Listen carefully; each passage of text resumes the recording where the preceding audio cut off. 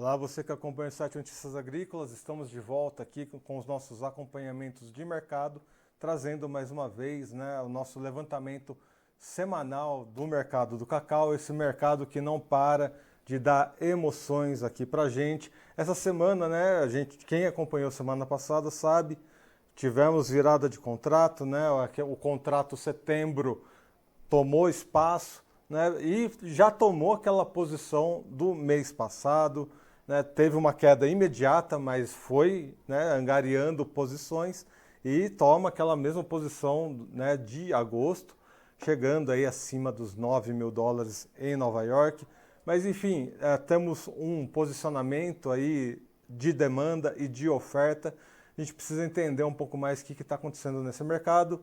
Então eu estou aqui com a Alê Delara, lá da Pine Agronegócios, que vai explicar para a gente um pouquinho mais essas emoções que acontecem no mercado do cacau. Alê, seja bem-vindo aqui ao site Notícias Agrícolas. Boa tarde. Eu que agradeço o convite novamente, Alex. Bom, Ale, a gente vê fortes emoções mais uma vez, Essa posição setembro em Nova York pegou rapidamente aquele gás ali de agosto, Num primeiro momento teve uma queda brusca, mas a gente vê essa posição sendo retomada, sem grandes perdas. Mas a gente tem dois principais, fundamentos aí, um baixista, com indicações, de uma safra africana se desenvolvendo, o clima voltando a ficar bom lá, mas também temos indicações, altistas, principalmente com relação a um possível, déficit global, os estoques, há uma preocupação com os estoques. Ale, explica pra gente, o que está acontecendo nesse mercado de grandes emoções. Sim, como a gente está indo para o quarto ano consecutivo de déficit na oferta de cacau, os fundos de investimento eles estavam muito posicionados com saldo líquido comprado muito alto. E com a proximidade de vencimento daquele contrato futuro, essas rolagens começaram a acontecer. É por isso que nós vimos uma queda muito forte, acima de 25% na última semana. Só que, como o cenário não mudou, esse contrato ele foi recomprado, né? Essa posição foi rolada para o vencimento seguinte, e o setembro a gente já tem a $9.000, e o vencimento seguinte a gente já tem a $7.000 nos Estados Unidos, 5.600, 5.800 libras lá em Londres. De maneira geral, a gente tem um cabo de guerra hoje, Erickson, nas cotações do cacau. Por um lado, a Organização Internacional do Cacau aumentou o déficit para esse ano, já passa aqui de 460 mil toneladas, então mantém uma expectativa de sustentação com viés de alta para os preços. Só que nesse momento, a colheita da safra intermediária na África Ocidental, Gana, Costa do Marfim, ela já finalizou, nós estamos na entre-safra, já já vem a colheita principal lá da região, que começa ali no finalzinho do mês de outubro, e a expectativa ela é boa, mas ela é boa em relação ao histórico dos últimos 3 anos. Não vai haver uma recuperação total da safra de cacau, até porque as árvores elas são muito velhas, estão tendo ocorrências de doenças, então deve ser entregue uma produção ali próximo de 2 milhões, 1,8 até 2 milhões de toneladas, ou seja, uns 10% longe abaixo da média histórica. Então traz uma expectativa menos pessimista. Possivelmente, provavelmente, nós não teremos ainda um superávit para essa próxima temporada, mas deve ser reduzido esse déficit, e isso a gente vai começar a saber já daqui 2, 3 meses como que ficará essa situação. E como é um mercado climático e soft commodities, elas têm tradicionalmente uma volatilidade grande durante o mercado climático, então a gente vê essas oscilações de preços muito grandes, sobe 5, 6% no dia, cai 5, 6% no dia seguinte. Bom, pessoal, eu sei que o Ale Delara ele gosta de alguns gráficos, a gente vê nas lives dele no YouTube. E eu convido todos os produtores de cacau a terem esse gostinho de ver os gráficos, mostrando exatamente como os contratos vão tomando posições e entender, o mercado do cacau ele está cada vez mais presente, nessa questão de entender o mercado internacional, coisa que a sojinha, uma outra, o Ale Delara conhece bem o mercado da sojinha e outros mercados de commodities, enfim. Mas o pessoal do cacau está dando esses primeiros passos aí no mercado. E para vocês verem bem, tanto o setembro, conforme o Ale explicou, você vê né, essa retomada da posição muito rapidamente no nosso gráfico. E Nova York ali mostrando exatamente também para dezembro, né, teve uma queda brusca ali, foi retomando a posição. Hoje teve altos e baixos. Achei que ia estar no vermelhinho, né? Parecia ser um urso antes, um pouquinho antes de eu começar a conversar com a Ale, agora já está virando aqui um tourinho. E Londres também, né? Londres já está um pouquinho mais estável ali no positivo. O que explica, né, esses comportamentos de Nova York? Nova York foi mais tenso, né, vendo aqui pelo gráfico do que Londres. O Nova York acaba tendo um pouco mais de liquidez, né? O mercado americano ele é muito maduro nessas posições de derivativos em bolsa. Então, você tem movimentos maiores, tanto para cima quanto para baixo. Londres ele acaba sendo um mercado maduro, mas com uma liquidez um pouquinho menor. E, igual eu disse, o mercado climático ele acaba trazendo essa volatilidade num período sazonal durante o ano, e você vê essas oscilações muito altas. E como é uma soft commodity, você acaba tendo uma ligação muito próxima com aquilo que acontece na macroeconomia. Então, hoje nós tivemos dados vindo dos Estados Unidos, o mercado começa a colocar mais preço numa redução de juros norte-americanos mais acentuadas, possivelmente de 50 pontos, e se houver essa redução na taxa de juros norte-americana, é uma maneira de aquecer a economia, não deixar entrar em recessão, ou como o mercado fala, usa o termo ali soft landing, um pouso mais suave com relação à retomada econômica, isso acaba favorecendo commodities como o cacau, como o algodão, como o açúcar, que está vivendo também muita incerteza depois dos incêndios em São Paulo nas últimas 2 semanas. E esse movimento que o cacau pode estar fazendo hoje pode ter relação com esses dados divulgados pelo governo norte-americano mais cedo. Então, começou no vermelhinho, de repente sai uma expectativa de um cenário macroeconômico melhor e ele pode retomar um movimento de alta. É importante a gente estar sempre trazendo, né, essas questões macroeconômicas, né, a pressão do dólar, essas tomadas de decisões globais, que também, né, são questões que em outras commodities a gente percebe bem. E, Ale, a gente está entrando também no momento, né, por mais que a gente fale a safra brasileira, né, a gente está com uma pressão climática na safra brasileira, mas a gente vai entrar numa safra cheia, uma safra cheia em outros países, né? No começo da entrevista você já fez essa abordagem. E safra cheia, né? Saindo dessa safra temporânea, entrando na nossa safra padrão de cacau, invariavelmente alguma coisinha ali de pressão baixista acaba tendo, né, Ale? Esse posicionamento do produtor de cacau brasileiro é importante a gente sempre ressaltar essa questão, né? O clima, essa pressão ali da safra cheia. Temos que ficar atento para essas questões também? Sim, muito, muito bem abordado, Erickson. Sim, o Brasil acabou de colher a safra temporã agora, terminando no mês de agosto. Os números ainda de final eles estão sendo compilados, mas veio uma safra muito boa do Brasil. Agora a gente vai entrar numa entre-safra global. E o Brasil, como importador, é bom ele prestar atenção nisso, porque essa entre-safra pode trazer preços internacionais mais altos. E aqui no Brasil a gente deve ter uma sustentação do preço da arroba, a região do Bahia, do Pará ali, hoje o preço está muito bom, né? Não dá para negar ali 650, R$ 700 arroba na Bahia, é um preço muito bom.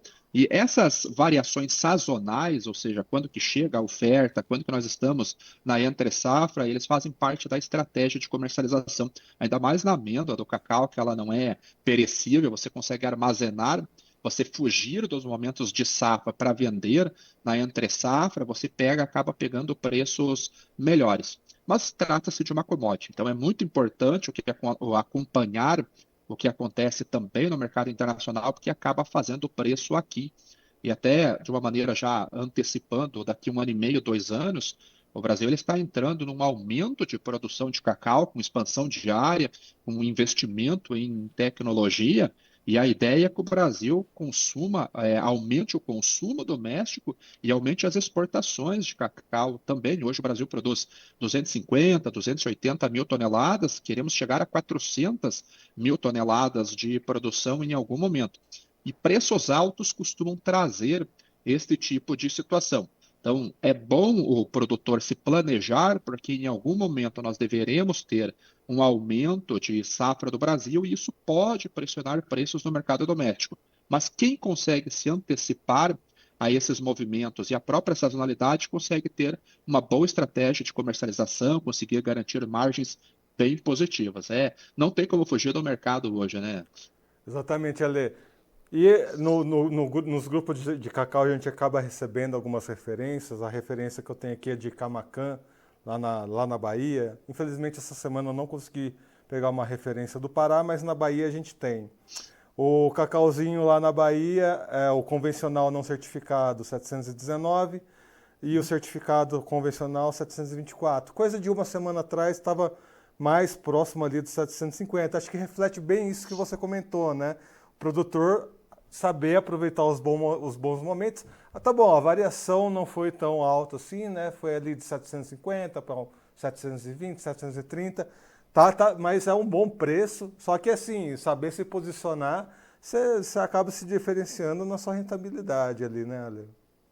Sim. Sim, até porque uma commodity ela tem a formação de preço dela não só regional, né? O preço regional é uma consequência do que acontece numa bolsa de referência, que hoje é Londres, Nova York, mais uma taxa de câmbio, e aí o diferencial de qualidade, o diferencial regional da praça, onde está sendo comercializado esse cacau. Então, quando nós vemos um câmbio dando uma oportunidade hoje subindo, como nós estamos vendo hoje aqui, voltando uma retomada aqui de 0,3% agora, isso pode fazer a diferença na gestão de risco. E se você pega um momento de queda, imagina um produtor, usando como exemplo mais prático, um produtor de cacau que precisou vender na semana passada, você pega uma bolsa com o derivativo caindo bastante, isso pode pressionar o preço final em reais. Então você pega uma alta de câmbio em algum momento, possível travar essa taxa de câmbio futura, um dos referenciais de formação de preço já está garantido, a gente espera caminhar os outros referenciais. Agora, de maneira geral, a gente não vê um cenário pessimista para o cacau, por mais que venha uma safra grande em comparação com os últimos anos lá na África, o Brasil vem com uma safra cheia também, mas globalmente esse déficit deve sustentar os preços. E aí abre uma janela melhor ainda de comercialização, se posicionando nesses referenciais de formação de preço de maneira individualizada, pode ser potencializado esse ganho, essa melhora da margem aí, através de uma comercialização mais profissional.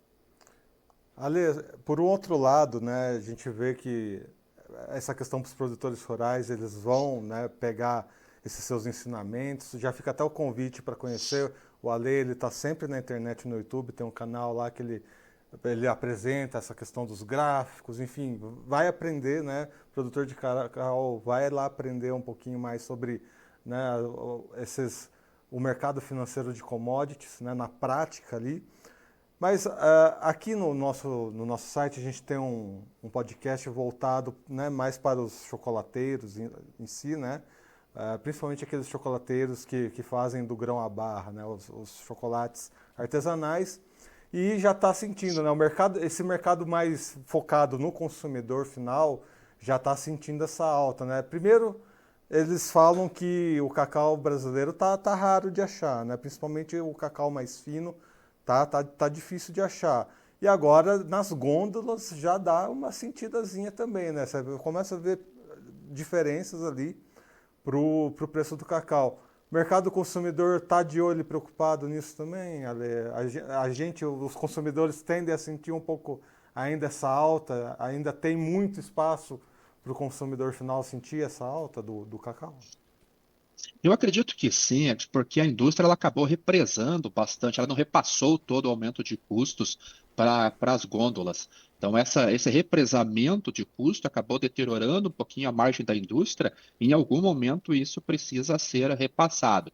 E nós vivemos um cenário bem diferente entre Brasil e internacional, porque hoje fala-se em redução de juros na Europa, redução de juros principalmente nos Estados Unidos, isso melhora o poder de compra para o consumidor. E aqui no Brasil nós já vemos um cenário oposto. Nós já falamos em aumento de taxa de juros, talvez a taxa voltando para 11,25, 11,5. Isso retira o poder de compra do consumidor final. Eu acho que o segredo aí está na taxa de câmbio. Como hoje, por exemplo, saíram dados de economia norte-americana que mostram que, como nós falamos no mercado, que o Banco Central americano está atrás da curva de juros. Então, ele precisa reduzir essa taxa. Se ele reduz essa taxa e o governo brasileiro anuncia qualquer medida de redução de gastos, redução de despesas, corta uma despesa 5, 10 bilhões de reais, seria rapidinho para a taxa de câmbio nossa recuar, voltar para 5,30, quem sabe 5,25, 5,20, num cenário muito otimista. E isso poderia favorecer as margens da indústria e, consequentemente, o preço de venda do chocolate lá na gôndola. Então, hoje, como nós vivemos uma incerteza e uma expectativa de alta de juros, talvez nós vejamos uma inflação chegando no chocolate, um aumento de preços, e se logo mais nós vemos qualquer medida que derrube a taxa de câmbio, esse valor ele pode voltar. Ou a indústria repassa o valor, ou ela acaba recompondo uma margem, já que ela ficou durante um longo tempo trabalhando com margens mais apertadas. Agora, cenário para queda de preços aqui no Brasil parece improvável nesse momento. O cenário está mais direcionado para a sustentação com viés de alta para o chocolate nosso aqui do que o contrário. Muito bem. Ale Delara, muito obrigado pelas suas informações. Seja sempre bem-vindo aqui ao nosso site Notícias Agrícolas. Eu que agradeço, estou à disposição. Obrigado. E você que nos acompanhou, né, fiquem sempre atentos aqui aos nossos acompanhamentos de mercado. Hoje falamos sobre o cacau, esse que é o mercado que vive grandes emoções, mesmo em virada de contrato, as posições sendo retomadas, né, a posição setembro indo acima ali de 9 mil dólares em Nova York, a posição de dezembro acima dos 7 mil dólares, enfim, repetindo aquele cenário de agosto, né, só que em novas posições. E você, produtor de cacau, né, ao longo dessa entrevista você viu bem como é que é importante saber se posicionar, né, nesses mercados, nessas variações de preço e entender, já começa a entender, dar seus primeiros passos aí nesse mercado futuro de commodities, para saber posicionar bem o seu preço, para saber posicionar e ter uma boa rentabilidade também para o cacau. Para aprender um pouquinho mais sobre isso, lembra, se inscreve aqui no nosso canal oficial do site Notícias Agrícolas, ativa o sininho, assim você vai receber notificações de todas as nossas entrevistas, todos os nossos vídeos. Aí você pode aprender com o que acontece na soja, com o que acontece no milho, entender esse mercado, porque de uma certa forma ou de outra reflete também, né, no cacau, como que o mercado trabalha não é tão diferente, né? Os fundamentos são diferentes, mas essa questão de oferta e demanda, o princípio é sempre o mesmo, independente da commodity. Muito bem, amigos, eu vou ficando por aqui. Até a próxima. Um abraço.